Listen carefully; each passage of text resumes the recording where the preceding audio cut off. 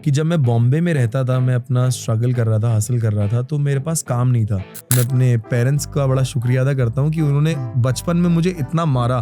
So he is that one guy जो हमेशा से मेरे साथ रहा है। क्या दिल का टूटना जरूरी है सूफी सॉन्ग के लिए? लिखने के लिए और उन चीज़ों को फील करने के लिए दिल का टूटना बड़ा ज़रूरी है। This is my plan A and this is my plan जी। मैं जब भी गाता हूँ तो मैं यही सोच के गाता हूँ मैं कि अपने खुदा से मांग रहा हूँ मैं आज भी। लिटरली मैं कॉन्सर्ट से आता था और रात को हारमोनियम लिया और लेके बैठ गया कि नहीं मुझे भी ऐसा गाना है। फेमस में दिल टूटने के बाद हूँ और मैं IIT कानपुर गया था कंपटीशन के लिए और मैंने सोनू निगम जी को गाते हुए सुना अभी मुझ में कहीं। बट सूफी वो इंसान है जो खुदा से कनेक्ट होके गा रहा है।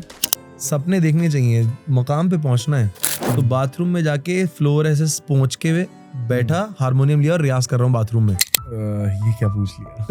कोई ऐसे नहीं करता है। अगर आप गिव अप कर दें कि इस बार नहीं हुआ, दूसरी बार नहीं हुआ, तीसरी बार नहीं हुआ, अगर मेहनत करते हो चौथी बार होगा, पांचवी बार होगा, छठी बार होगा कैसे नहीं। आज वो चीज मैं फील करता हूँ ना, तो मैं उस गाने से कनेक्ट करता हूँ कि जब मैंने मांगा था और जब मेरे पास है। गलतियों की गुंजाइश नहीं होनी चाहिए। आज तो एकदम सटीक गाना है। मैं लिटरली, आप यकीन मानो कि मैं अपनी दुआओं में ये मांगता हूँ कि ऐ खुदा मुझे सब कुछ देना, मुझे कभी गुरूर मत देना। कि खुशी के लम्हे मुझे अब सालों साल करने हैं। खुदा भी ये कहता है कि कोशिश तुम करो, मदद मैं करूंगा। तो मैं आपको बताता हूँ आज राज कि अगर आपको फिट होना है और आप बहुत टाइम से सोच रहे हो कि मैं फिट नहीं हो पा रहा हूँ, तो ब्रेकअप या हार्ट ब्रेक होना बड़ा जरूरी है। अगर आपको मोटिवेशन नहीं मिल पा रही है खुद से, महफिलों में सुरूर की बात तो होनी लाजमी है। जब तक सुरूर यहाँ ना पहुंचे तब तक नशा ना हो जाए। नशा बड़ा जरूरी है। तो उनकी कई सालों की मेहनत ने आज उनको दिलजीत बनाया है। इंटरमिटेंट करने लगा वो बंदा जो बंदा खाने के बिना रह नहीं सकता था। और मेरा काम है जख्मों में नमक छिड़कना। मुझे जिंदगी जीनी है यार, चाहे मेरे 3 साल कम हो जाए जिंदगी के, लेकिन मुझे जी के जाना है जिंदगी में। दुआ मांग रहा हूँ कि खुदा मुझे कुछ काम दे दे। मेरे पास काम नहीं है और मेहनत तो आसिफ ने करी ना बिस्मिल बनाने के लिए। मैं यही मैसेज देना चाहूंगा जिस पे मैं भी अमल करता हूँ। बहुत बहुत स्वागत है आप सभी का ऑन अनफिल्टर्ड विद निवेद। आज के जो गेस्ट हैं वो बिस्मिल साहब हैं। सूफी के क्षेत्र में उन्होंने बहुत सारी कामयाबी पाई हैं, बहुत फेमस हैं। मौका मिला कि उनके साथ बात हो सके तो बहुत ही मज़ा आया, क्योंकि उनकी जो पर्सनल लाइफ है और जो प्रोफेशनल लाइफ है उसमें बहुत सारी ऐसी घटनाएं हैं जो उन्होंने शेयर की। और उनका जो अंदाज है वो बहुत अच्छा है, शायरी के लहजे में और गा के उन्होंने बहुत सारी चीज़ें बताई। जो न्यू जनरेशन है वो बहुत तगड़े से कनेक्ट करेगी। तो इस पॉडकास्ट को देखना एक लविंग नेचर होने के साथ साथ एक बहुत ही मोटिवेशनल नेचर भी है उनका। बहुत अच्छे से मोटिवेट भी करेंगे लोगों को। तो जुड़े रहिए ऑन अनफिल्टर्ड विद निवेद।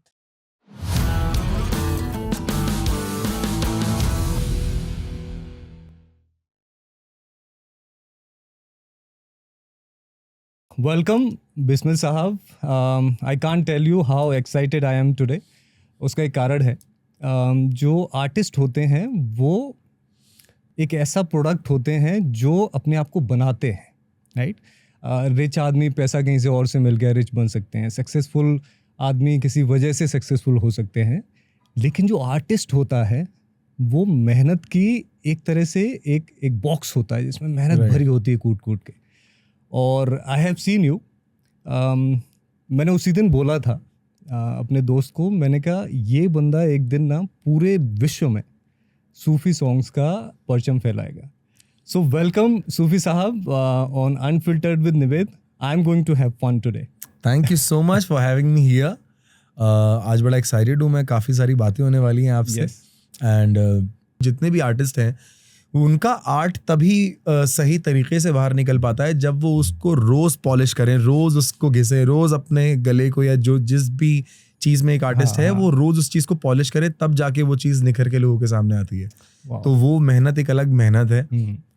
ऐसा नहीं है कि बाकियों की मेहनत नहीं है, बट उनकी अलग मेहनत है। आर्टिस्ट की मेहनत एक अलग मेहनत है। एक अलग, मेरे ख्याल से जो स्पोर्ट्समैन है वो भी एक आर्टिस्ट है। एब्सोल्युटली। और एक्टर्स भी हैं वो आर्टिस्ट हैं। जी बिल्कुल। तो पॉलिश एवरीडे, पॉलिश करना हर रोज अपने आर्ट को, अपनी कला को, तो वो एक मेहनत, बड़ी खूबसूरत मेहनत है जिसमें आपको खुशी मिलती है अपनी प्रोग्रेस देख के। That's true. सो हर किसी का एक सफ़र होता है। कोई कहता है कि मुझे क्रिकेटर बनना है क्योंकि उसे क्रिकेट खेलने में अच्छा जी। लगता है, किसी को सिंगर बनना है, उसे गाने गाने अच्छे लगते हैं। हम्म, कई वजह ऐसी होती हैं कि दूसरों को देख के वो शुरू करते हैं कि मुझे ये सिंगर बड़ा अच्छा लगता है, मुझे इसके जैसा बनना है या इससे अच्छा बनना जी। है। आपकी शुरुआत कैसे हुई? बचपन में ही कुछ हुआ या फिर आगे जाके कुछ जिंदगी में आया? असल में मैं, जैसा कि मैंने बताया है कि मैं म्यूजिशियन फैमिली से बिलोंग करता हूँ, तो घर में म्यूजिक चलता रहता था 24 घंटे, लेकिन मतलब कोई गाने वाला नहीं था। तो मेरे पापा ने डिसाइड किया कि मैं इनको गाना सिखाऊंगा। ओके। तो उन्होंने मुझे मेरे नाना से तालीम दिलवाई, बड़े सारे गुरु रहे मेरे। तो वहाँ से तालीम ले लेके फिर मैं ना छोटा छोटा पापा लेके जाते थे हमें कॉन्सर्ट्स में, जैसे राशिद खान साहब का कॉन्सर्ट हो रहा है ओके। या हंसराज जी का कॉन्सर्ट हो रहा है, तो इन कॉन्सर्ट्स में जाके ना मुझे मोटिवेशन मिलती थी कि यार कितना अच्छा गा रहे हैं यार, मैं भी ऐसा गाऊंगा, मुझे भी ऐसा करना है। तो मुझे लगता है कि आर्टिस्ट का गाने से ज़्यादा सुनना बड़ा ज़रूरी है कि वो क्या सुन रहे हैं, जिनसे कि वो मोटिवेट होके अपने गले में या अपने आर्ट में वो चीज़ उतारें। तो पापा ने ये चीज़ बचपन में बहुत करी कि हमें बहुत कॉन्सर्ट्स में लेके जाते थे, सो दैट हम सुने, उस चीज़ को सीखें और मोटिवेट हों। लिटरली मैं कॉन्सर्ट से आता था और रात को हारमोनियम लिया और लेके बैठ गया कि नहीं मुझे भी ऐसा गाना है। अच्छा। तो वो उन चीज़ों ने काफ़ी मोटिवेट किया। एंड देन जैसे कि आपने बोला कि या तो किसी को देख के हम सोचते हैं कि ऐसा बनेंगे, तो वो मोमेंट मेरी लाइफ में आया था जब मैं कॉलेज में था और मैं IIT कानपुर गया था कंपटीशन के लिए, और मैंने सोनू निगम जी को गाते हुए सुना, अभी मुझ में कहीं, जो मैंने अभी मेंशन भी किया था कुछ वक्त पहले कि मैं उनको सुन के मैं इतना रोने लगा और मैं ये सोचा कि यार इनकी तरह मुझे भी वो स्टेज पे पहुंचना है, वो मुकाम चाहिए जहां लोग आपको प्यार कर रहे हैं। उस टाइम एज क्या थी आपकी? मेरी एज होगी उस टाइम अपना 19-20। ओके जी, इतनी एज थी। तो वो मोटिवेशन आया था मुझे, जहाँ पे मुझे लगा कि मुझे ऐसा बनना है, मुझे यहाँ पहुंचना है। ओके। क्या होता है कि फैमिलीज एक अपने तरीके से अपने बच्चे को देखती हैं कि मेरा बच्चा परेशान ना हो, अच्छा करे लाइफ में, हर पेरेंट्स चाहते हैं। जी। आप लकी थे कि पेरेंट्स वही चाहते थे जो आप चाहते थे, कि वो अलग थे और आप कुछ अलग सोच रहे थे? एब्सोल्युटली, मैं आई एम वेरी फॉर्चुनेट कि मतलब मेरे पेरेंट्स सपोर्टिव थे बहुत ज़्यादा, क्योंकि म्यूजिशियन फैमिली से थे, तो उनको पता था कि मतलब अगर हम आर्ट पे अपनी मेहनत करें, उसको पॉलिश करें, तो इंसान पहुंच सकता है, क्योंकि उसका आर्ट लोगों तक पहुंच जाएगा अगर वो उस चीज़ को रोज़ सुधार रहा है, रियाज कर रहा है। लेकिन मुझे पता है कि काफ़ी सारे पेरेंट्स ऐसे होते हैं जो अपने बच्चों के लिए कंसर्न होते हैं इस तरीके से कि अगर मतलब ये नहीं चल पाया तो हमारा बच्चा क्या करेगा। यस। और काफ़ी लोग इस चीज़ को परस्यू नहीं कर पाते हैं आगे, या नहीं लेके जा पाते हैं कि अभी भी काफ़ी लोगों के लिए एक हॉबी है, म्यूज़िक हो गया, एक्टिंग हो गई है, स्पोर्ट्स हो गया है, ये लोगों के लिए हॉबी है। लेकिन अगर आप अपनी हॉबी को इतना तराश दो ना और उसको मेहनत कर लो, तो वो आपको आपके मुकाम पे लेकर जाती है। क्योंकि मैं नॉर्मल लोगों में से ही हूँ, उनमें से ही एक छोटे से मोहल्ले से ही आया हूँ मैं भी, वहाँ से उठ के अपने आर्ट को आगे तक लेके जाना, दुनिया तक फैलाना, तो मुझे बड़ा अच्छा लगता है, गर्व होता है अपने ऊपर। और मैं अपने पेरेंट्स का बड़ा शुक्रिया अदा करता हूँ कि उन्होंने बचपन में मुझे इतना मारा। अच्छा, एक्चुअली किस लिए? मैं पिटता था क्योंकि अब जिस मोहल्ले में रहता था मैं, वहाँ का सर्कल सही नहीं था, लड़के सही नहीं थे, सही, तो और मेरी मम्मी ने बड़ा बचा के रखा हम तीनों बच्चों को उस माहौल से। तो मैं कुछ गलत करता था, या मैं उनके साथ पार्क में खेल रहा हूँ, या मैं ना वीडियो गेम बड़ा खेलता था बचपन में, और वहाँ सब लोग गालियां दे रहे हैं, कुछ भी हो रहा है, वो ग्रुप पूरा रहता वो ग्रुप था। हो गया। तो मम्मी मुझे मारती हुई लेके आती थी वहां से, लिटरली। तो आज मुझे वो रियलाइज होता है, अगर वो मुझे नहीं मारती तो मैं यहाँ तक नहीं पहुंच पाता, या मुझे नसीहत नहीं देती वो, तो मैं नहीं कर पाता। तो वैसे जर्नी, पूरी एक जर्नी है यहाँ तक पहुंचने में। आप बदमाश बच्चे थे या फिर एकदम सिंसियर पढ़ने लिखने वाले, या उस टाइप के बच्चे थे? मैं बहुत बदमाश था। मैं कभी पढ़ाई लिखाई मुझसे नहीं हुई। एक कोई बदमाशी बताओ आप जो याद हो आपको। बदमाशी, यार बदमाशी तो मुझे लगता है काफी बच्चों ने करी होगी। मतलब घर पे सब लोग सो रहे हैं, दोपहर का टाइम हो रहा है, वो 1 घंटे की 2 घंटे की नैप लेते हैं दोपहर को ना, मम्मी पापा लोग। हम भी स्कूल से आते थे, सो जाते थे। तो बदमाशी ये थी कि सब सो रहे थे, पापा की पैंट टंगी हुई थी, मैं गया पीछे, मैंने ऐसे 2 उंगलियां डाली, ऐसे नोट बाहर निकाला आराम से, और मतलब उस दिन मैं अमीर इंसान था दुनिया का सबसे। इधर जा रहा हूँ, ये कर रहा हूँ, ये खा रहा हूँ, वो खा रहा हूँ। उसके बाद लेकिन मेरे छोटे भाई ने वो बता दिया कि मम्मी वो पापा के, अरे वो मेरी बड़ी शिकायतें लगाता था कि मम्मी वो पापा की पैंट से ना पैसे लेके चले गए हैं बहुत सारे और वो कर रहे हैं खर्च। पिटाई होती थी मेरी इस बात पे। ओके। हाँ मतलब ऐसा नहीं बहुत ज्यादा, बट डांट पड़ रही है, एक आध लग रहा है मुझे कि चोरी करना बुरी बात है, ये नहीं करना है, ऑब्वियसली ये नहीं करना है। तो बदमाशियां तो ऑब्वियसली हर बच्चा करता है, लेकिन उसको तरीके से संभालना वो बड़ा इंपॉर्टेंट काम है पेरेंट्स के लिए। मुझे ये भी लगता है कि जो बच्चा बदमाश है वो बच्चा कुछ अच्छा करेगा, क्योंकि उसे सब चीजें हैंडल करना आती हैं, लाइफ को डिफरेंट तरीके से देखना आती हैं। जी ग्रेट।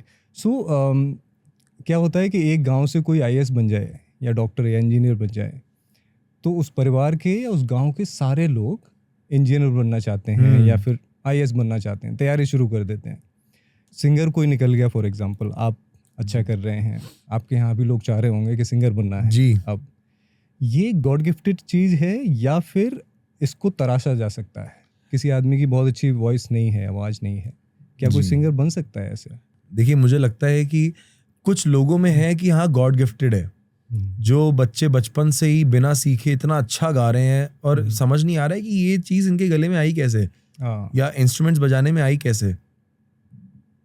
That was coffee. तो उनके गले में कैसे वो चीज़ आ रही है बचपन से, वो चीज़ गॉड गिफ्टेड है। लेकिन अगर कोई बचपन से या थोड़ा बड़ा होके नहीं उस तरीके का गा पाता, अगर वो अच्छी तालीम ले, अच्छी ट्रेनिंग ले और उस पर डट के मेहनत करे, तो मुझे लगता है गा सकते हैं। ऐसा नहीं है, it's all about the mehnat that you are doing on your art. मेहनत मेरे ख्याल से तराशते रहने चाहिए अपने आप को। अगर कोई सिंगर बहुत अच्छा बन भी जाता है फिर भी जी असल में मुझे ऐसा लगता है कि अगर मेरा रियाज करने में 4 दिन कम हो गए या 4 दिन नहीं किया मैंने रियाज, या 1 महीना नहीं किया क्योंकि ट्रैवल इतना चल रहा है, तो मुझे फील होता है कि मैं 2 महीने पीछे चला गया हूँ या 6 महीने पीछे चला गया हूँ। रियाज रोज करते रहना है, तभी वो आपका गला उस जोन में रहेगा। तो मुझे डेफिनेटली ये लगता है, और इस वजह से मैं कोशिश करता हूँ कि जितना ज़्यादा मुझे वक्त मिले मैं उतनी प्रैक्टिस करता रहूँ। ओके, सारी चीज़ें हो गई, एक जगह आ गए हम, 12th में आ गए, अब हमें या फिर ग्रेजुएशन कर लिया, अब हम उस वर्ल्ड में कूदने वाले हैं जिसमें बड़े बड़े मगरमच्छ बैठे हुए हैं जी। अच्छा कर रहे हैं ऑलरेडी लाइफ में। हमने सपना देखा है कि इन जैसा ही करना है। वहाँ कौन लोग साथ खड़े थे, या फिर फैमिली थी, या फिर दोस्त थे, या फिर अकेले खड़े हुए थे? कैसा था उस समय माहौल आपका?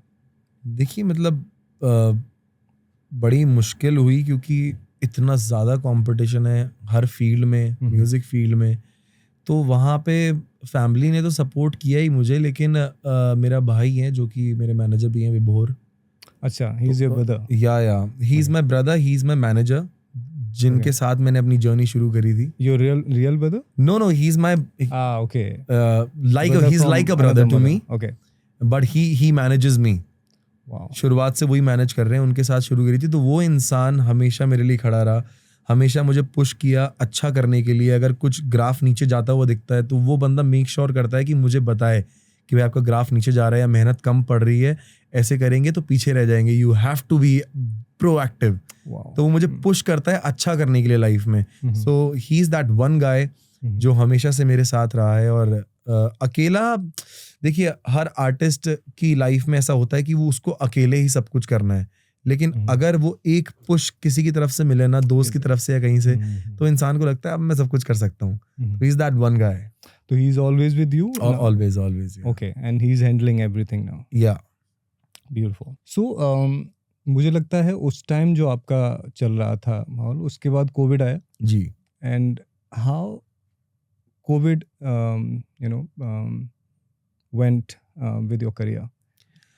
असल में कोविड आया तो सारे शोज खत्म हो गए, सब कुछ खत्म हो गया। पहले तो 6 महीने 4 महीने हम बैठे रहे कि करें क्या, अब तो कमाई बंद हो गई है।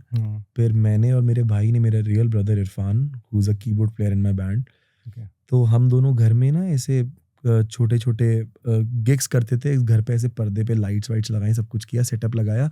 और स्काइप पे जैसे किसी का बर्थडे है तो उन्होंने बोला कि आपको शो है, आपको 10-15 हज़ार रुपये मिलेंगे और आपको शो करना है। तो हम बैठे हुए हैं, 6 बजे है जी, तो 6 बजे उनके फ्रेंड्स भी सब लोग स्काइप पे आ गए और हम लोग ऐसे गा रहे हैं, विश कर रहे हैं, और वो लोग अपने अपने घर पे बैठ के म्यूजिक एंजॉय कर रहे हैं, चिल कर रहे हैं। फिर वहां से उसके बाद धीरे धीरे करके शो स्टार्ट हुए। जब हो गया था कि 20 लोग अलाउड हैं, 25 लोग अलाउड हैं, तो उन दौरान हमने काफी शोज किए, ओके मास्क लगा के जाते थे, अपना सैनिटाइजर लेके जाता था, माइक पे जाके पहले सैनिटाइज किया, सब कुछ किया, और सिर्फ गाते टाइम मास्क हटाया, उसके बाद हर टाइम मास्क लगा हुआ, मतलब रिस्क लेके, क्योंकि ऑब्वियसली कमाना भी है ना यार, obviously मुश्किल हो रहा है सब कुछ करना। तो वो टाइम बड़ा चैलेंजिंग था सबके लिए obviously, but God was kind, उन्होंने साथ दिया सबका, और हम उस चीज से आज आगे निकल के सब लोग अच्छा कर पा रहे। ब्यूटीफुल। एक्चुअली क्या था ना, उस टाइम पे बहुत सारे टैलेंटेड लोग थे, अगर वो ऑनलाइन नहीं आ पा रहे थे किसी वजह से, उनका करियर पूरा खराब हो रहा था, तो कहीं ना कहीं सबको ऑनलाइन आना ही आना था जी। एक तरीके से। एक रॉक स्टार मूवी मैंने देखी थी, आपने भी देखी जी जी, फेवरेट मूवी। हाँ, तो उसमें वो गाना शुरू करता है, उसमें मुझे सिंगर बनना है, मैं अच्छा गाता हूँ, बट गाना आता नहीं था उसको, अंदर से नहीं आता था। तो जो वो हमारा कैंटीन वाला था, उसने कहा कि दिल में दुख होना चाहिए, गम होना चाहिए, तभी निकलेगा। तो वो ट्राई करता है सब चीज़ें। ये मैं बहुत दिन से पूछना चाह रहा था किसी को, काबिल इंसान को, आज मेरे ख्याल से आप हैं। क्या दिल का टूटना ज़रूरी है सूफी सॉन्ग के लिए? सूफी सॉन्ग्स के लिए पर्टिकुलरली नहीं कहना चाहूँगा, बट हाँ, लिखने के लिए और उन चीज़ों को फील करने के लिए दिल का टूटना बड़ा ज़रूरी है। अच्छा जी जी, आपके साथ हुआ है? तभी तो लिख पा रहा हूँ मैं। वरना नहीं लिख पाता मैं। ओके, दिल टूटना बड़ा ज़रूरी है। पहली बार कब हुआ? ये क्या पूछ लिया।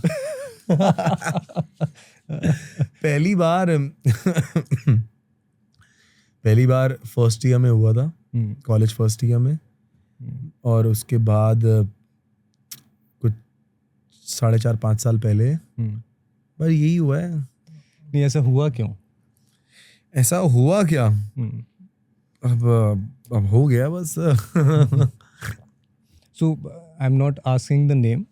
क्या होता है ना कि जब लड़के और लड़की के बारे में हम बात करते हैं, तो कोई एक स्पेसिफिक रीज़न रहता है कि पैसे की वजह से, या मैं कुछ काम नहीं कर रहा था, या फिर करियर ओरिएंटेड नहीं दिख रहा था। ऐसी कोई वजह थी जिसमें लगा कि नहीं अब ये करना है? असल में हाँ, मतलब ये वजह भी थी कि मतलब उस टाइम मेरा करियर इतना स्टेबल नहीं था। I was working very hard, मैं कोशिश कर रहा था, आई वाज हसलिंग कि मुझे काम मिले या मैं कुछ अच्छा करूं लाइफ में।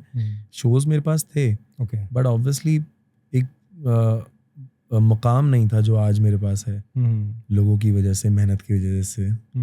तो वो चीज़ नहीं थी। तो बस मेरा यही था कि मेरा प्लान बी कोई भी नहीं रहा है हमेशा लाइफ में। This is my plan A and this is my plan जी। सारे प्लान्स यही हैं कि म्यूज़िक में ही करना है और म्यूज़िक में ही ख़त्म हो जाना है। तो हमेशा से मेरे दिल में था कि मुझे कुछ करना है, चाहे लोग कुछ भी बोलें, या मेरा पार्टनर को अगर यकीन ही नहीं है मेरे काम पे, तो फिर किस बात का पार्टनर है। अगर मेरे इस वक्त पे आप मुझ पे भरोसा करोगे, तभी तो आगे जाके मैं उस चीज़ को प्रूव कर पाऊंगा। तो ये भरोसा करना अपने पार्टनर पे बड़ा ज़रूरी है कि हाँ चलो वो इतनी मेहनत कर रहे हैं तो किसी मुकाम पे तो पहुंच जाएगा, क्योंकि वो एक पुश बड़ा ज़रूरी है, एक मोटिवेशन बड़ी ज़रूरी है। तो क्या फ़र्क लगा जब दिल टूटा और दिल टूटने से पहले? फ़र्क यही था कि अच्छा करने लग गया मैं लाइफ में। दिल टूटने के बाद सब चीज़ें अच्छी हो गई, करियर अच्छा हो गया। लिखना शुरू तभी किया? लिखना शुरू कर दिया। फेमस में दिल टूटने के बाद हुआ हूँ। तो दिल का टूटना मुझे लगता है बड़ा ज़रूरी है। तो क्या होता है कि हमें एक दिन हमारा शो आया, हमें लगा कि आज हमें कहीं जाके स्टेज पे गाना है, और everything is big according to you, कि मेरे हिसाब से जो लाइफ चल रही थी उससे कुछ अच्छा होने वाला है। ऐसा पहला शो कब था जिस दिन आपको लगा कि I need to perform today, perform really well today? So I will tell you कि मैं परफॉर्म कर रहा था सूफी म्यूजिक, बट दिल्ली में देयर इज दिस रेस्टोरेंट जिसकी पर्शियन वाइब थी और नया खुला था। So they approached me for the launch. तो वहाँ मैंने शो परफॉर्म किया।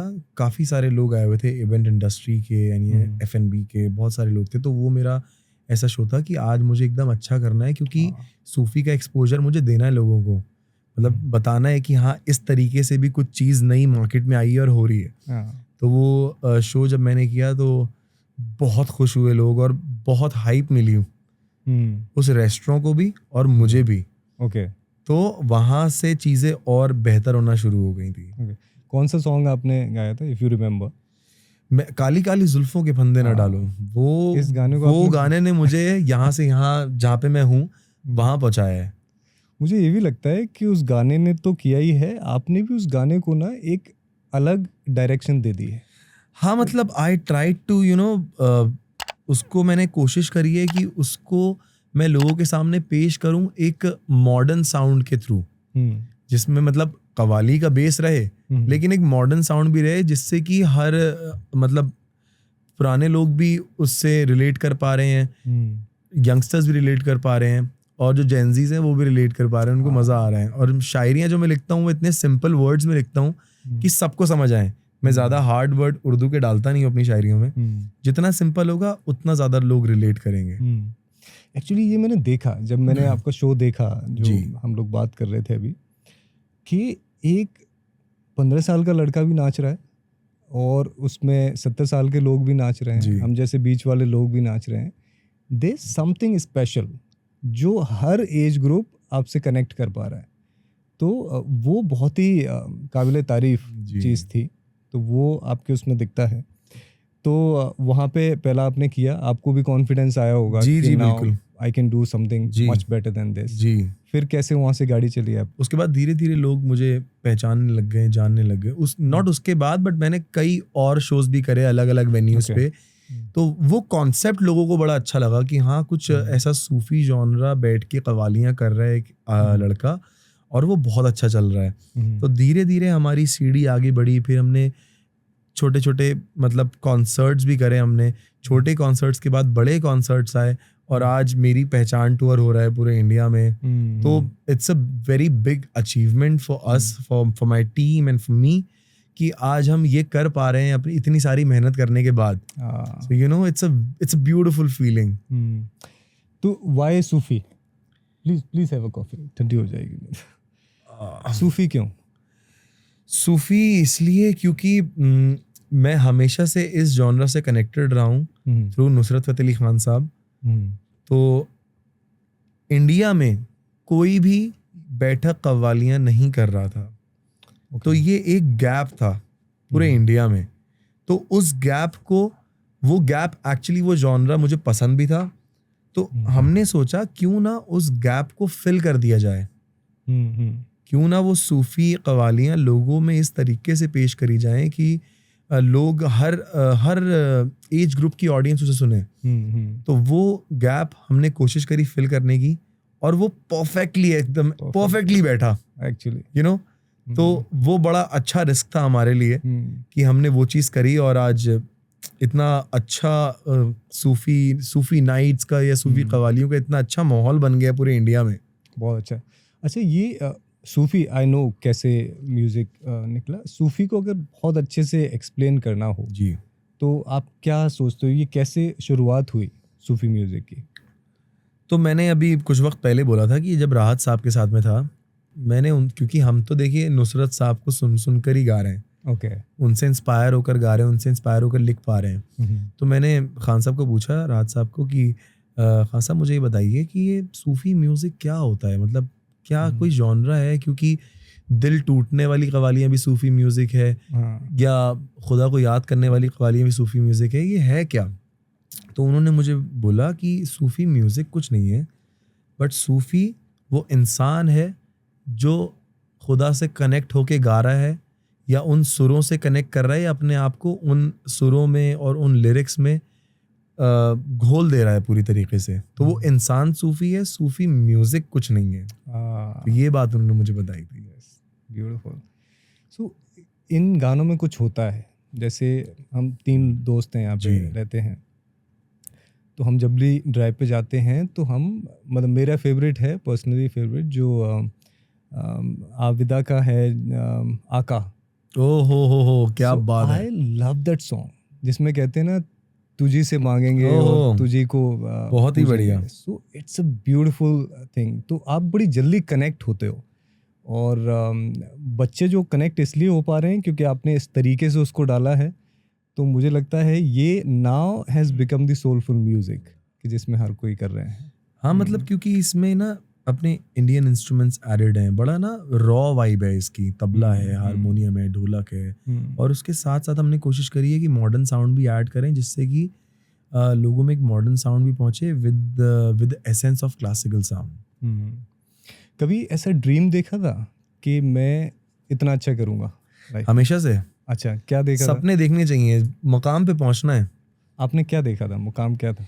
मुकाम मेरा यही था कि इतनी मेहनत करनी है कि लोग आपको लेजेंड्स में याद करें। Okay. अभी वो मुकाम आया नहीं है मेरा, अभी मैं धीरे धीरे कोशिश कर रहा हूँ, मेहनत कर रहा हूँ वो मुकाम पाने के लिए।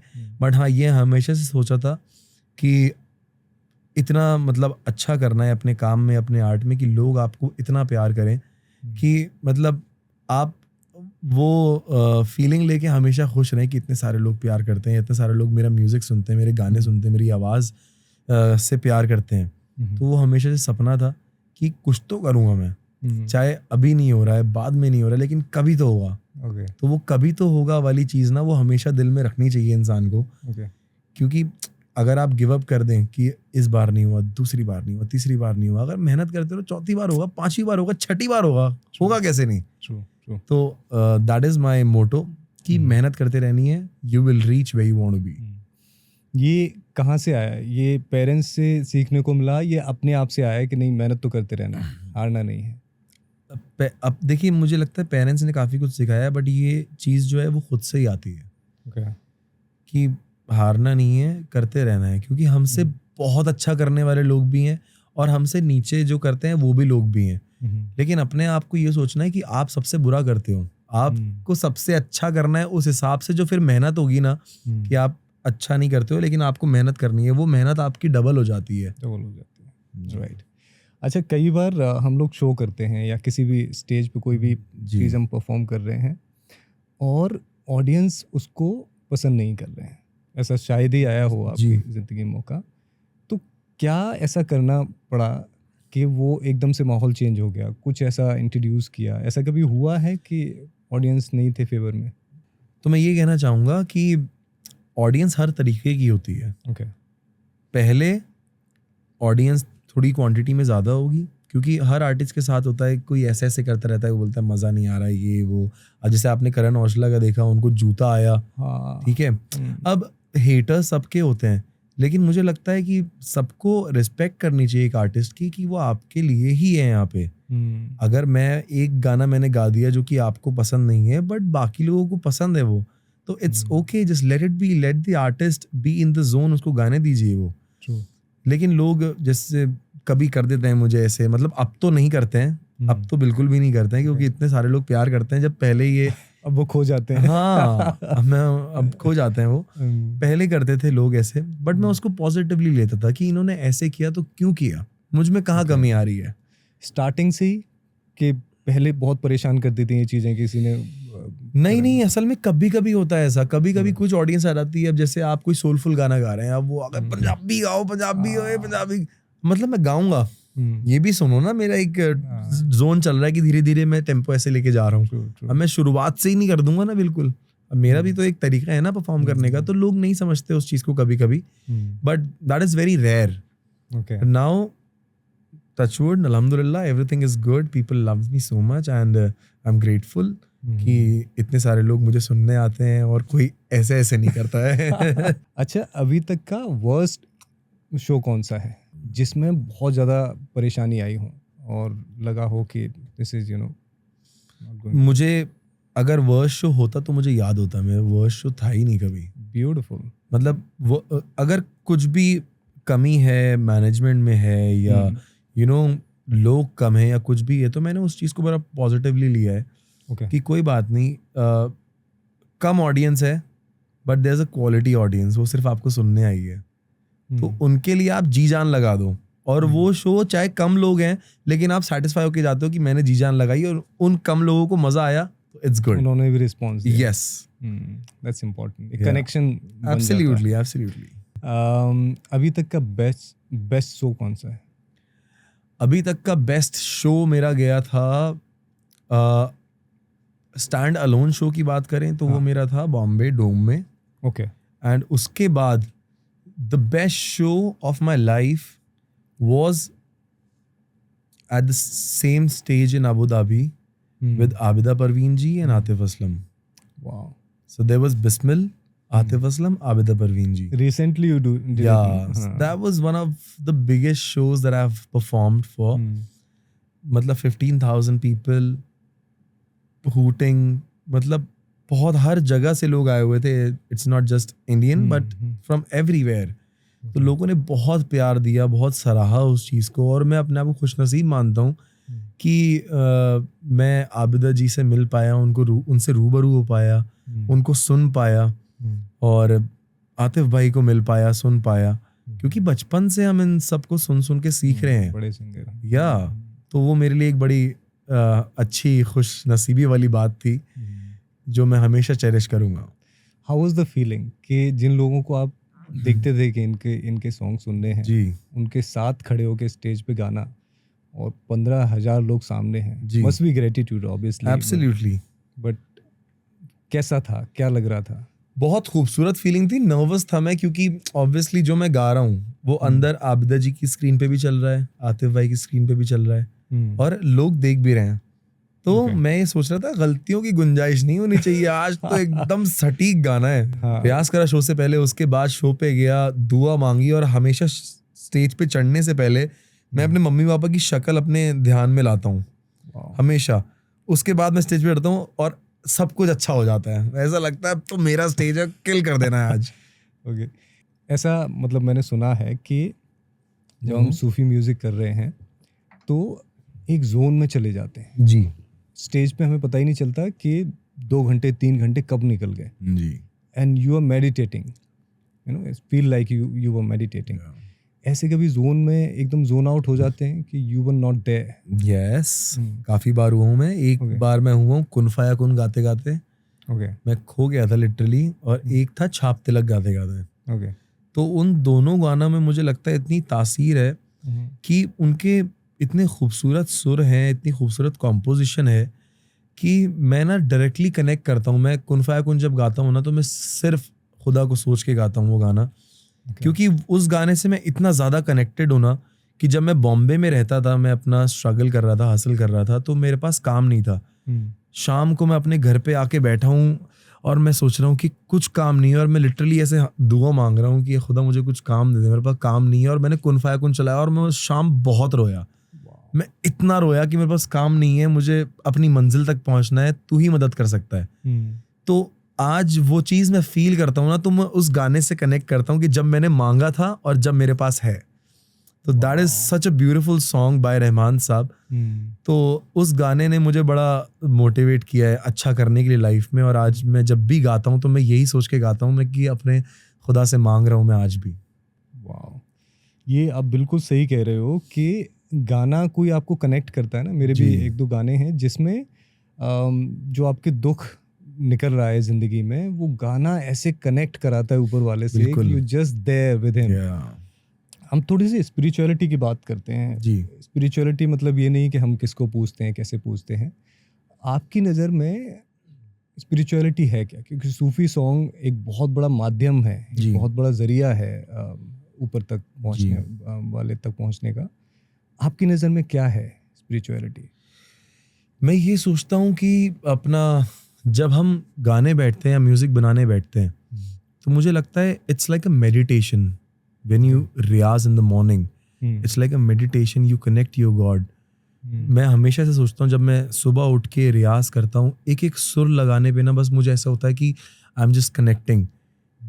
तो वो चीज़ एक बड़ी खूबसूरत चीज़ है. एंड वो सेम चीज़ झलकती है स्टेज पे जब मैं गाते गाते खो जाता हूँ. तो मुझे लगता है there is some connection between music and God.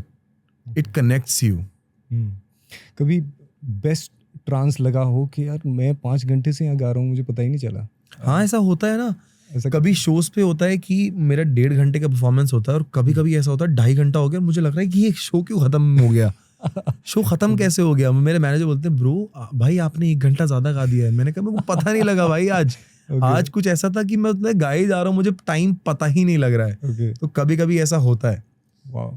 Do you meditate? Not actually, but when I riyaz, so it's like a meditation to me. Obviously, different form. आंखें बंद करके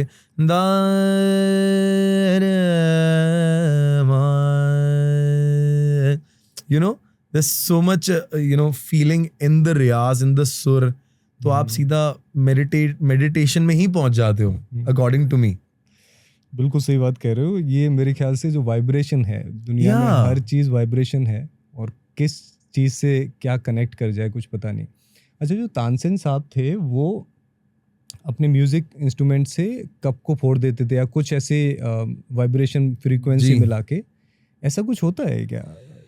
देखिए उस वक्त का तो पता नहीं मुझे, और मैंने कभी देखा नहीं है, बट Okay. ये सुना है कि जब वो गाते थे मल्हार, Okay. बारिश का राग एक, हम्म। तो बारिश होने लगती थी। अच्छा। हाँ, जब मल्हार गाते थे वो मेघ मल्हार, तो बारिश होने लगती थी। तो ये सुना ही है हमने, लेकिन उस राग की भी एक खूबसूरती है कि अगर आप बारिश के वक्त उसको गाओ ना, तो वो ज्यादा फील होता है आपको, क्योंकि वो राग बड़ा खूबसूरत है। हाँ। तो वो ये बात मैंने बचपन से सुनी है, और कभी कभी तो मेरे साथ भी हुआ है, या वो कोइंसिडेंस है या क्या है, क्या बट हुआ? हाँ जब मैं ऐसे मल्हार गा रहा हूँ ना, तो उसे बारिश होने लगी। अच्छा। हाँ, हुआ है मेरे साथ ऐसा। तो ये हो सकता है वो कोइंसिडेंस भी हो सकता है, मैं इतना ज्यादा उस चीज को नहीं कर रहा हूँ कि मैं इतना अच्छा गाता हूँ कि बारिश होने लगे। मैं I am learning, but Tansen तो एक अलग ही लेवल थे वो तो। But you tried once? या फिर उसके बाद कभी ट्राई नहीं किया? नहीं, मैंने गाया है, उसके बाद कभी गाया तो बारिश नहीं हुई, नहीं भी हुई है, ऐसा नहीं है कि होएगी। Okay okay. तो कोइंसिडेंस ही होगा वो कि बारिश हो गई। ऑब्वियसली। अच्छा, I heard about your fitness journey, जी। कि आपने फिटनेस में मेरे ख्याल से कितने केजी वेट लूज किया था? मैंने 18 kgs लूज किया था। Okay, how it happened and कैसे किया आपने? तो मैं आपको बताता हूँ आज राज, अच्छा। कि अगर आपको फिट होना है और आप बहुत टाइम से सोच रहे हो कि मैं फिट नहीं हो पा रहा हूँ, हाँ। अपना दिल तोड़वा लो। ब्रेकअप के बाद जो मोटिवेशन आती है ना, अच्छा। उसने मेरे 18 किलो कम कर दिए हैं 6 महीने में। वाओ। वो मोटिवेशन ही अलग थी अच्छा। कि अब तो बस करना है, सारा स्ट्रेस जिम में निकल रहा है, वर्कआउट पे निकल रहा है, रनिंग पे निकल रहा है। तो मुझे लगता है जब आपका हार्ट ब्रेक है, जब आपको धोखा मिला है, या आपका ब्रेकअप हुआ है, वो टाइम जो है वो आपको जिम में यूटिलाइज करना चाहिए। मुझे लगता है कि बहुत फर्क पड़ता है। ये बहुत बड़ा मैसेज दे रहे हो आप। मैं 100% कह रहा हूँ। इंटरमिटेंट करने लगा वो बंदा, जो बंदा खाने के बिना रह नहीं सकता था। क्या हो रहा है? Okay. It actually helped me a lot उस ब्रेकअप फेज से बाहर निकलने के लिए, क्योंकि you burn a lot of जो स्ट्रेस आप लेके चल रहे हैं, वो सब कुछ हट जाता है when you just working out, working upon yourself. तो वो सब चीजें हट जाती हैं धीरे धीरे करके, तो आप थोड़ा फ्रेश और फ्री फील करने लगते हैं। तो ब्रेकअप या हार्ट ब्रेक होना बड़ा जरूरी है। अगर आपको मोटिवेशन नहीं मिल पा रही है खुद से, सही बात, तो वो चीज आपको मोटिवेशन देती है अपना वजन कम करने के लिए। तो मैंने 86 से मैं गया था 68 पे। 86 से 68 पे 6 months। Okay. Was there any target, और या फिर उसको दिखाना था गर्लफ्रेंड को कि नहीं मैं फिट होके दिखाऊंगा? उसको कुछ नहीं दिखाना था, वो सिर्फ मेरे लिए था कि मुझे फिट होना है, okay. और मुझे अच्छा दिखना है, मुझे अच्छा फील करना है अंदर से। okay. मुझे लेजी फील नहीं करना है, जो कि इंसान हो जाता है थोड़ा वेट बढ़ा के कि हाँ ठीक है। बट व्हेन यू वर्कआउट, आपकी फीलिंग ही अलग होती है अंदर से, जो कि मैं काफी वक्त से नहीं कर पा रहा था। बीच में मेरे चीट मंथ्स चल रहे थे, but now I am back to it.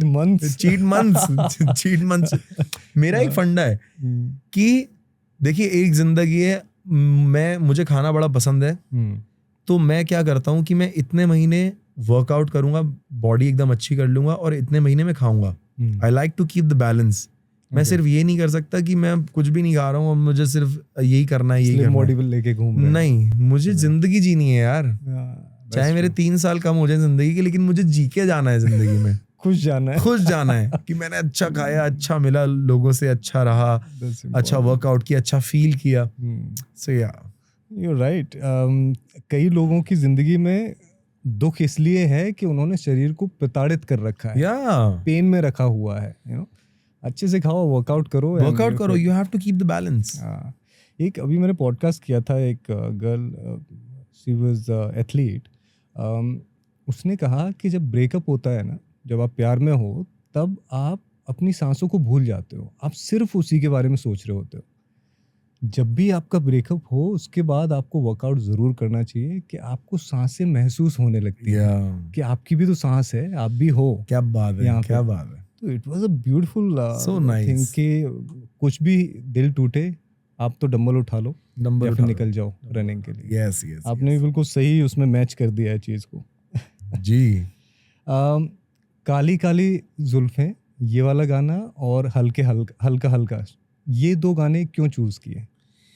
ये 2 गाने चूज नहीं किए, इन गानों ने मुझे चूज किया। ओके। या कि लोगों को मेरी आवाज में वो गाने इतने पसंद आए, जब मैंने कोशिश करी ये सूफी म्यूजिक के अंदर और ज्यादा घुसने की, तो काली काली जुल्फे जब मैंने गाया तो लोगों को मेरी आवाज में वो बहुत पसंद आया, और लोग आज भी रिक्वेस्ट करते हैं काली काली जुल्फे, काली काली जुल्फे। अच्छा। और हल्का हल्का सुरूर इसलिए है कि महफिलों में सुरूर की बात तो होनी लाजमी है। That's true, जब that's तक true. सुरूर यहाँ ना पहुंचे तब तक नशा ना हो जाए, नशा ना हो जाए। नशा बड़ा जरूरी है। That's तो ये 2 चीजें बड़ी इंपॉर्टेंट है, एक तो जुल्फे जरूरी हैं और एक That's true. तो मेरे साथ क्या हो रहा था, आई गॉट टू नो कि बिस्मिल साहब आ रहे हैं, तो मैंने सुना था वो जुल्फों वाला गाना जी। तो आई वाज आल्सो सिंगिंग। बहुत बेसुरा गाता हूँ मैं। अच्छा। तो बाथरूम के पास जाते हैं तो लगता है कि ठीक है, गूंज रही है आवाज़, अच्छा है। ये सब लोग जो बाथरूम में गाते हैं, आपने भी कभी ऐसे कहा है कि मैं बाथरूम में ज़्यादा अच्छी आवाज़ आ रही है? बाथरूम में एक्चुअली आपकी आवाज गूंजती है। हाँ तो मैंने वहां जाके ट्राई नहीं किया है। मैं बड़े छोटे से घर में रहता था, हाँ। तो उसमें अगर मैं रात को रियाज करूंगा तो डिस्टर्ब हो जाएंगे, तो बाथरूम में जाके फ्लोर ऐसे पहुंच के हुए बैठा, हारमोनियम लिया और रियाज कर रहा हूँ बाथरूम में, सो दैट बाकी के लोग डिस्टर्ब ना हो। तो मैंने रियाज किया है, मैंने ये नहीं किया कि कैसी आती है, रियाज किया है मैंने बाथरूम में। मजबूरी थी वो। मजबूरी थी। तो पहले क्या था, सिंगर को बहुत ज़्यादा इतनी इज्जत नहीं मिलती थी कि सब जगह जाके जो अब हो रहा है, तब अपने आप को आपने संभाला कि चलो आगे चलना है, आगे चलते जाना है। अब एकदम से बूम हुआ है।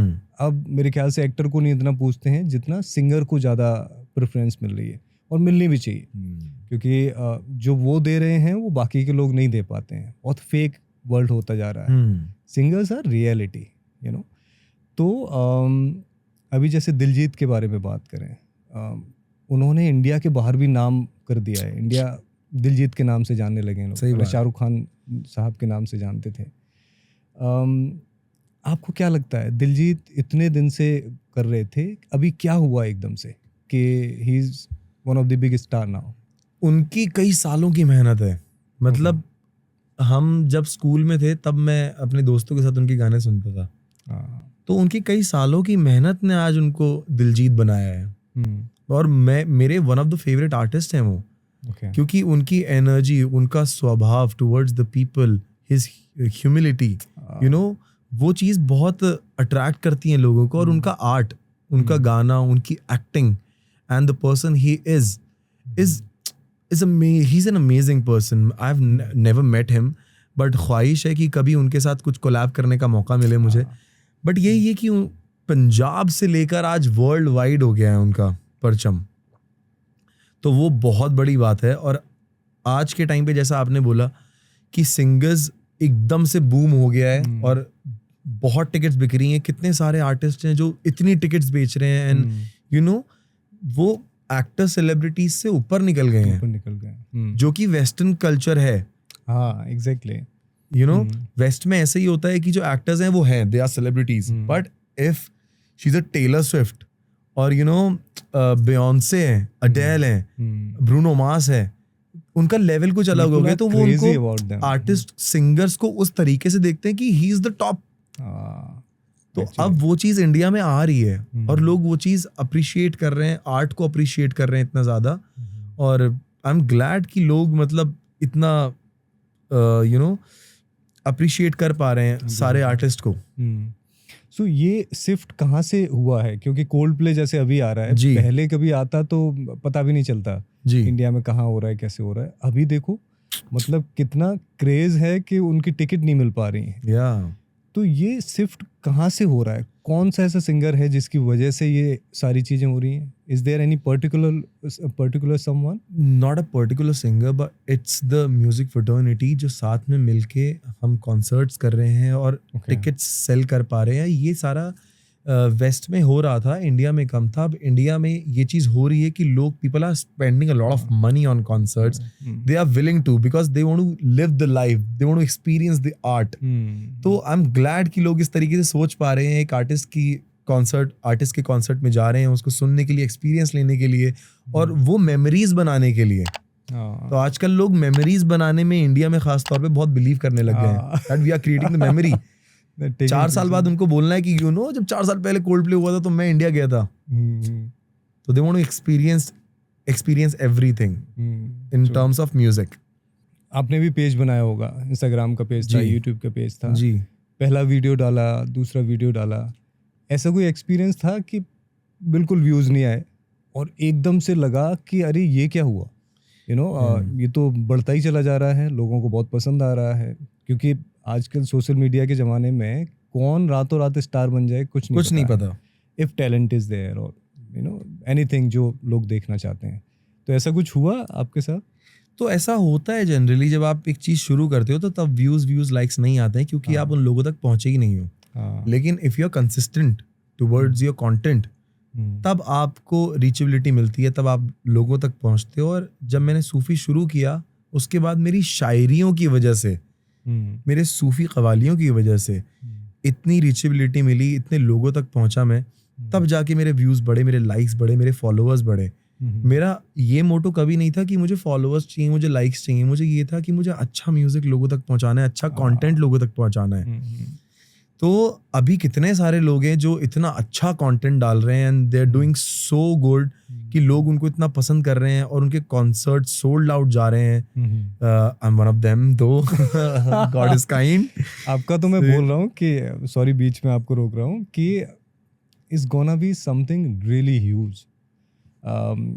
ये मेरी फीलिंग हो सकती है, लेकिन थोड़ा बहुत मैं देख लेता हूँ. I think it's gonna be, और मैं चाहूँगा भी, हर कोई चाहेगा हिंदुस्तान, इंडिया से, कि यहाँ का म्यूज़िक पूरी दुनिया में पहुँचे और जैसा वो चाहते हैं उस तरीके से पहुँचे. I think you can, so nice of you saying that. Thank you very much. Thank you. मुझे लगता है कि प्लेटफॉर्म बहुत ज़्यादा हैं, इस वजह से इतना ज़्यादा क्रेज बढ़ रहा है. बहुत सारे ऐप आ गए हैं जी. आपको क्या लगता है? डेफिनेटली मुझे लगता है इतने सारे ऐप्स हैं, इतने सारे मीडियम्स हैं अपना टैलेंट दिखाने के लिए, कि लोग मतलब फुल पावर एकदम इनटू म्यूजिक हो चुके हैं, इनटू द कंटेंट हो चुके हैं. Like Karan Aujla, he is doing so good, back to back अच्छे प्यारे अच्छे गाने निकाल रहे हैं. Hanumankind is such a great artist, and Anuv Jain, Prateek Kuhad, different genre के आर्टिस्ट हैं, लेकिन they are just keep creating the content, keep creating the music, so that लोग ज़्यादा से ज़्यादा लोग उनको पसंद करें और उनका म्यूजिक पहुंचे लोगों में. और वही मेरी स्ट्रैटेजी है कि अच्छा कंटेंट निकालना है और कंसिस्टेंटली निकालना है, तभी जाके हम लोगों के दिलों में घर कर सकते हैं. सही बात है, जो दिल से निकले वही दिल तक पहुंचता है. एब्सोल्युटली. कई बार क्या होता है कि इंडिया में स्पेशली सक्सेस जब मिलती है, और हमने अगर बहुत नीचे से शुरू किया है, जब सक्सेस मिलती है जी, तो उसे संभालना बड़ा मुश्किल हो जाता है. और इसी वजह से बहुत सारे आर्टिस्ट एकदम से नीचे आए. I don't know we should mention the name. जैसे हनी सिंह है, हनी सिंह से नहीं संभाला गया वो system. Now he is different person. अगर आपकी ज़िंदगी में ये आया, कोई प्लानिंग है कि how you going to handle it? और मेरा हमेशा से ये रहा है कि कितनी भी कामयाबी मुझे मिल जाए, कितनी भी सक्सेस मुझे मिल जाए, मुझे हमेशा लोगों से झुक के मिलना है. अब कब मैं लिटरली, आप यकीन मानो कि मैं अपनी दुआओं में ये मांगता हूँ कि ऐ खुदा मुझे सब कुछ देना, मुझे कभी गुरूर मत देना. कि अगर गुरूर आपको मिल गया तो जितनी तेज़ी से आप ऊपर गए हो ना, उससे डबल तेज़ी से नीचे आओगे. गुरूर ख़त्म कर देता है इंसान को. तो हमेशा मेरी मम्मी ने, मेरे पापा ने यही सिखाया है कि कुछ भी हो, ऊपर वाले को याद करना है, याद रखना है. ये अपने आप को खुदा नहीं समझना. देयर इज समवन जो आपके ऊपर भी बैठा है, और वो आपको अपने जो नीचे हैं उनको भी प्रॉपर इज्जत देनी है. क्योंकि वी ऑल आर ह्यूमन. ये सब मटेरियलिस्टिक चीज़ें हैं. ये आज हैं कल नहीं है. खाली हाथ जाएंगे हम कब्र में, कुछ लेके नहीं जाएंगे. तो वो गुरूर का कोई फायदा ही नहीं है। तो मेरी दुआ यही है कि कितनी भी कामयाबी मिले, सब कुछ मिले, लेकिन लोगों से प्यार से और अदब से रहना है। ये बहुत बड़ी बात है अगर ये बच्चों में आ जाए, जी, जो आजकल के बच्चे हैं, क्योंकि थोड़ा बहुत सोशल मीडिया पे कुछ हुआ, उनकी चाल बदल जाती है बेचारों की, वो समझ नहीं पाते हैं कि दिस इज नॉट रियलिटी। आपको एकदम से रियलिटी लगेगी, आप कहाँ पहुँचे आप समझ ही नहीं पाओगे। तो this can be, I think for audience बहुत बड़ी सीख हो सकती है कि सुबह सुबह ये याद कर लिया जाए कि कहीं नहीं पहुँचे हो, सही बात है, सही बात रास्ते है। में हो। ट्रू। सो शायरी बहुत सुंदर सुंदर सुनी है जी, हमने, और सुनते रहते हैं और सुनेंगे भी फ्यूचर में। कुछ एक आधा ऐसी बढ़िया सी शायरी हो जाए जो ऑडियंस को थोड़ा सा मज़ा आ जाए इसमें, एंड देन एक और ख्वाहिश आपसे होगी।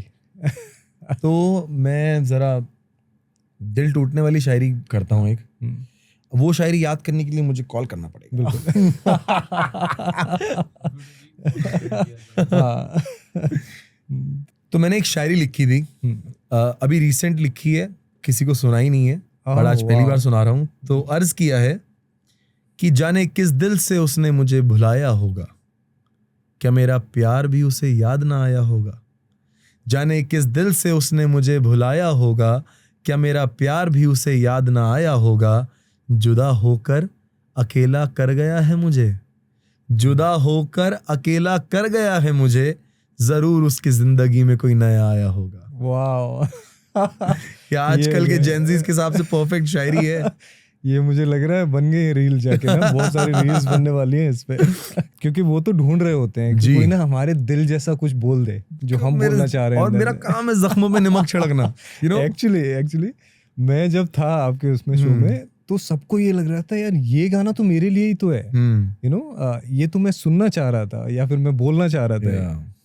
वो कनेक्ट है। People actually relate to, you know, कि क्या चल रहा है, क्या वाइब है कवालियों की या शायरियों की।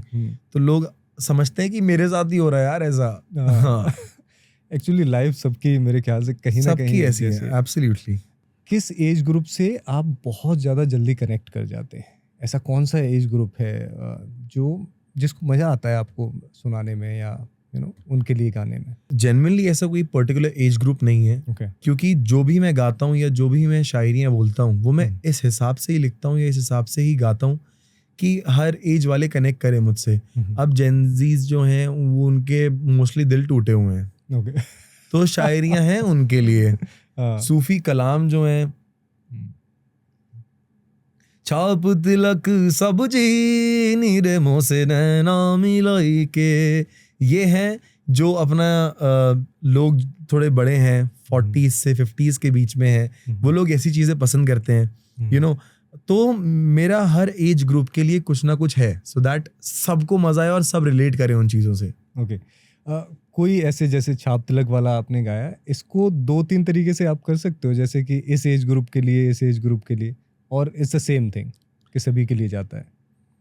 आई डोंट नो, ये तो आउट ऑफ वो भी हो सकता है। नहीं, ये मैं वैसे कि ये कॉम्पोजिशन भी सब लोग सुनेंगे, ओके। बट अगर मैं इसको एक गिटार ले लूं, हाँ, छाप तिलक सब चीनी रे मुझसे नैना मिलाई के। Actually he did really well. अब मैं इसको रैप में आ जाऊं, छाप तिलक सब छीनी रे मुझसे नैना मिलाई के। अब एक्चुअली सब कुछ अलग अलग है। गो। अब फिर अपना सूफी आ गया, छाप तिलक सब चीनी रे मुँह से नैना मिलाई के। बेस्ट तो यही है। बेस्ट यही है, यही इसकी पहचान है, ऐसा ही होना चाहिए। हैव यू ट्राइड दूसरे उसमें? नहीं, नेवर।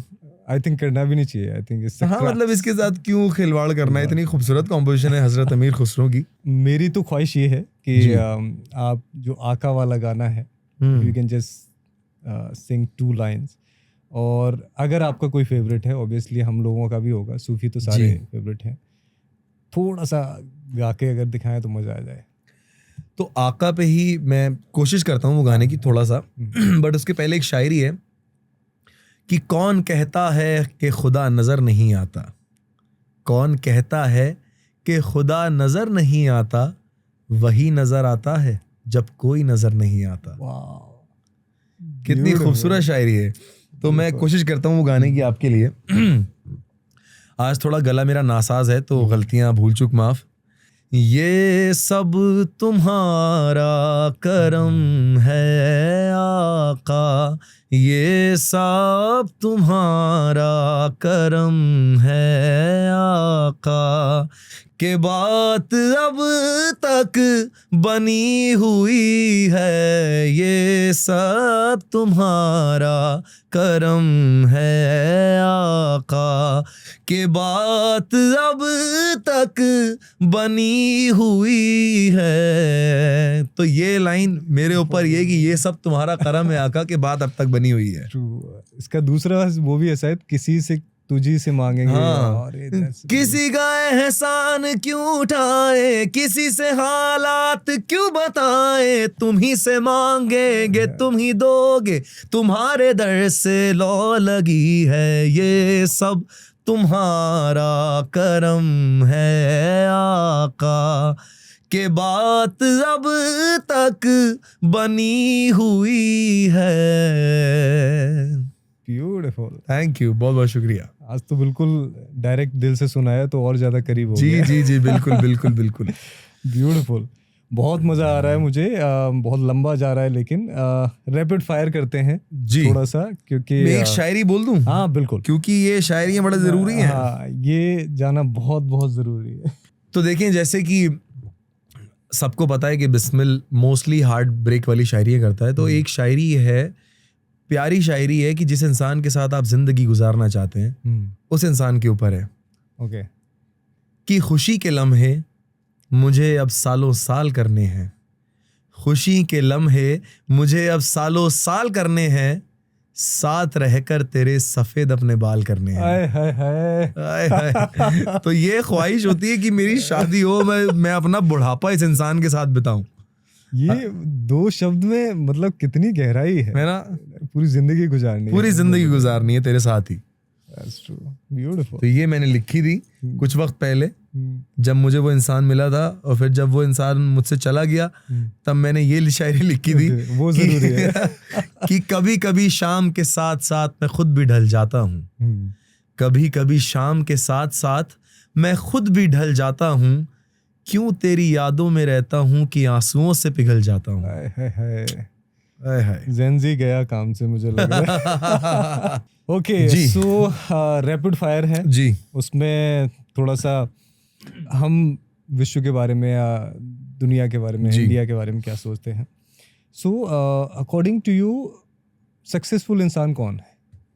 2 लाइन का ही करना है, ज़्यादा लंबा नहीं। सक्सेसफुल इंसान वो है जो जिंदगी में खुश रह पा रहा है जितना उसके पास है। ब्यूटीफुल। अगर देश को एक करना हो, सब लोग एक जैसे हो जाएं, सब एक धारा में चलें, क्या माध्यम हो सकता है? मोहब्बत। मोहब्बत, एक दूसरे से मोहब्बत, बट कैसे पहुंचाई जा सकती है? ऐसे ही पहुंचाई जा सकती है कि जलन कम हो लोगों में, लोग एक दूसरे को काटने में कम रहें और मोहब्बत से एक दूसरे से पेश आएं, तो मुझे लगता है कि वो काफी बड़ा चेंज रहेगा लाइफ में। Respect, beautiful. You are a morning person और evening? Both actually. I sleep in the morning, wake up in the evening. Well, what do you like? No, actually, when there's work, I wake up in the morning.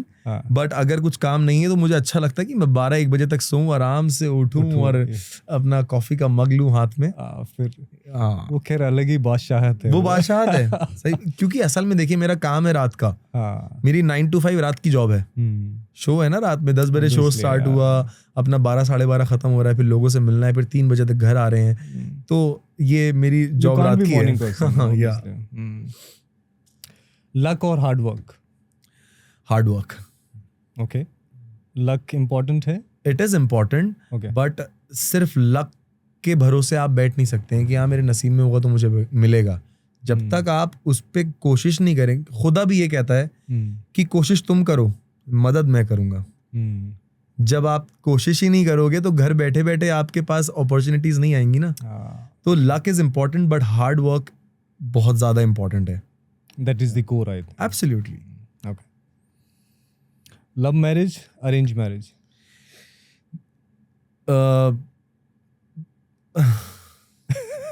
क्यों तेरी यादों में रहता हूँ कि आंसुओं से गल जाता हूँ। असल में देखें, मैं बताता हूँ, लव मैरिज या अरेंज मैरिज, लव मैरिज होने के बाद भी लोगों में इतनी प्रॉब्लम्स आती हैं कि अलग होना पड़ता है। और कभी कभी अरेंज मैरिजेस इतना अच्छा कर देती हैं सब कुछ कि आपको उस इंसान से मोहब्बत हो जाती है और आपकी लाइफ सुकून में कटती है। तो ये कह नहीं सकते हैं कि लव मैरिज ही अच्छी रहेगी या अरेंज मैरिज अच्छी रहेगी। ये डिपेंड करता है उस इंसान पे कि वो उस चीज़ को कैसे लेके चलता है। Okay, what you gonna do? Love तो हो नहीं पाई तो you searching for it? No, अब मैंने ढूंढना बंद कर दिया है। जब कोई इंसान मिलना होगा तो मुझे मिलेगा। ओके, या हमें भी रिक्वायरमेंट पॉडकास्ट के बाद बता देना, so we will also search. ठीक है। Okay, Bollywood, Hollywood? Bollywood obviously. For what reason? क्योंकि कनेक्ट कर पाते हैं हम ज्यादा उससे, उनके गानों से, म्यूजिक से। इंडिया का कोर है वो। तो या मूवीज भी बॉलीवुड की? या बट हॉलीवुड मूवीज देखता हूँ, लेकिन ओनली रोमांटिक। अच्छा, रोमांटिक पर्सन।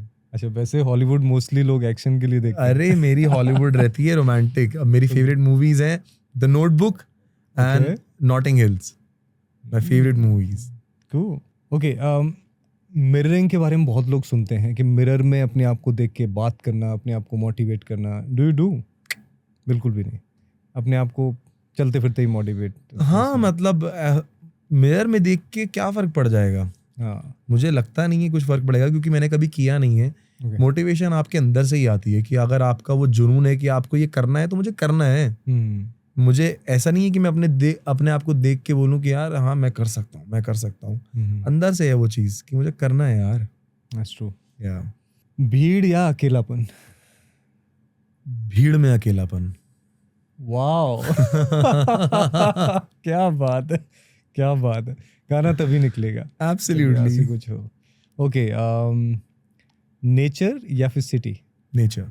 Nature always. हमेशा से कि अभी कुछ टाइम से? नहीं, हमेशा से मुझे बड़ा लगाव रहा है नेचर से। बीच या माउंटेन?